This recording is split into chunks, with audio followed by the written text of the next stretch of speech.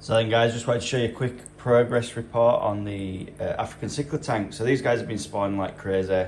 I have put some of the fry back in the tank, so these guys have been a grow out tank. I have stirred it up a little bit today because I've just got some more fry out of one of the females. I've just put them in the fluval breeder boxes here. So these guys are fairly new fish. See if we can get some light on the little tank here. So you can see they've still got the yolk sacs. I probably pulled these fry a little bit too early, to be fair. I should have waited a little bit longer and pulled them once the yolk sacs are gone, but these guys look alright. There's quite a few of them, and we're going to be raising these guys up. I've also got some fry that I've taken out of the breeder box just there. These guys breed like absolute crazy, the yellow labs. I've never seen a fish breed like this before. You can see we've got some fry that we've been growing out here. And what I'm wanting to do is just overstock this tank quite a lot, to be honest. I do weekly water changes. I'm always keeping an eye on the water. It's got 2 sponge filters running on it, and also a canister as well, so there's plenty of biological media. Obviously with a tank that's this size, with the amount of fish that I'm going to have in this tank, water changes are just going to be on top a little bit, but I reckon if we can do like maybe 2 water changes a week, I can keep this tank pretty stable.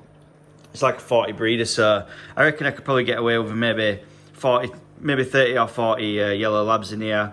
I'm going to get some more of this ocean rock as well, because I really like that. And I've got the Cichlid at the top here.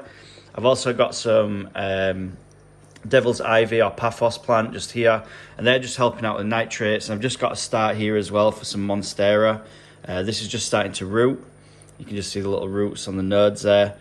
So these house plants are really going to help with the nitrates as well, and the ammonia, because they're going to be sucking out the nutrients at the top. Obviously they're quite small plants at the moment, but these plants are going to grow real big just here. That'll really help with the water quality. With the cichlids, if you're in the know or you're not, cichlids tend to eat plants. I have got some val. I've tried them with some val, and they don't seem to be bothering with it that much. If that's the case, then I will be putting some more val in there. I'll get another 5 or 6 bunches of that stuff, and I'll just place it around the edges because they dig quite a bit under the rocks. But generally they don't seem to dig on the edges of the tank, which is really nice if you want to go for some Vallisneria or something that's a bit more hardy. Nubius, things like that would work, Java ferns. But I am going for that sort of ocean rock look.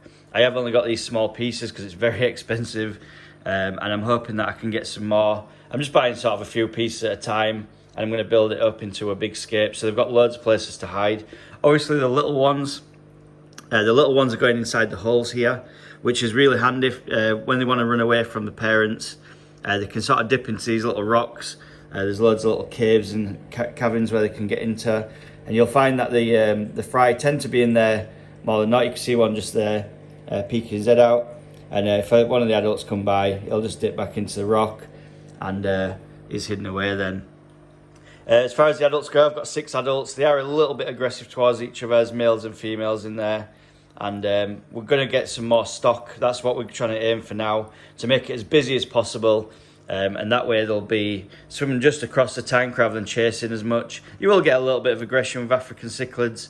But hopefully, once the stock gets a little bit higher, they'll start to calm down.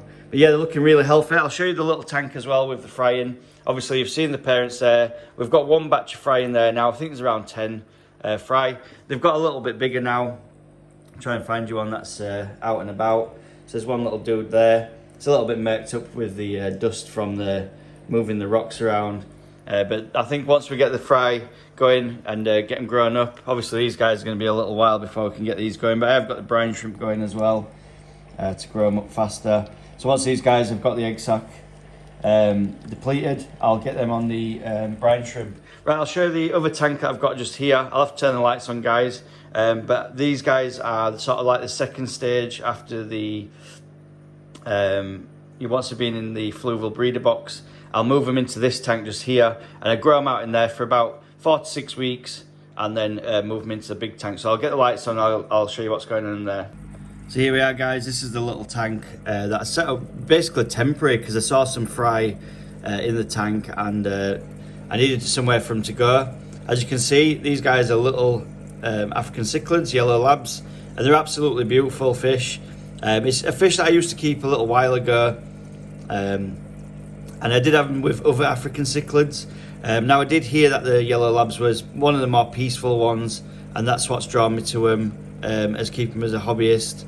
And I think these guys are cute as hell. When they're small like this, you can't really get any better than that. A little smiley face in the morning. They're really cool little fish. Now I will be selling some of these at some point, probably to the local fish shop, or just swapping them for other things. And obviously if I keep them going, they're really easy to breed, so I won't get, you don't get a lot of money for them. I might get a pack of food here and there for 20 of these little dudes, and then they'll go to a new home.